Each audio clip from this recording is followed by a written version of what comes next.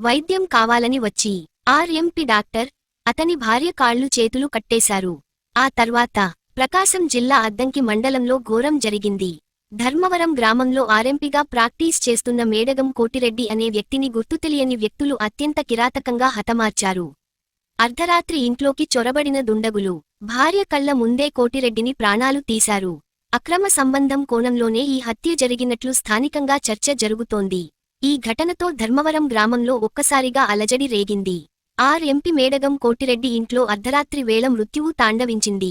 పక్కా ప్లాన్తో వచ్చిన దుండగులు తాము అనారోగ్యంతో ఉన్నామని, అర్జెంట్గా వైద్యం చేయాలని కోరుతూ ఇంట్లోకి చొరబడ్డారు. ఇంట్లో ఉన్న భార్యాభర్తలపై కారం కొట్టారు. అనంతరం కోటిరెడ్డి భార్యను తాళ్లతో కట్టేసి నోట్లో గుడ్డలు కుక్కారు. ఆమె కళ్లముందే కోటిరెడ్డిపై కర్రలు, కత్తులతో విచక్షణారహితంగా దాడి చేసి హతమార్చారు. ఈ పరిణామంతో కోటిరెడ్డి భార్య స్పృహ కోల్పోయింది. దాడి అనంతరం నిందితులు అక్కడి నుంచి పరారయ్యారు.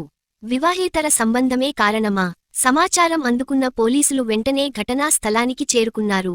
క్లూస్ టీమ్ డాగ్ స్క్వాడ్ను రంగంలోకి దించి ఆధారాలు సేకరిస్తున్నారు. ఈ హత్య వివాహేతర సంబంధాల నేపథ్యంలోనే జరిగిందా, లేక మరేదైనా కారణం ఉందా అనే కోణంలో పోలీసులు విచారణ వేగవంతం చేశారు.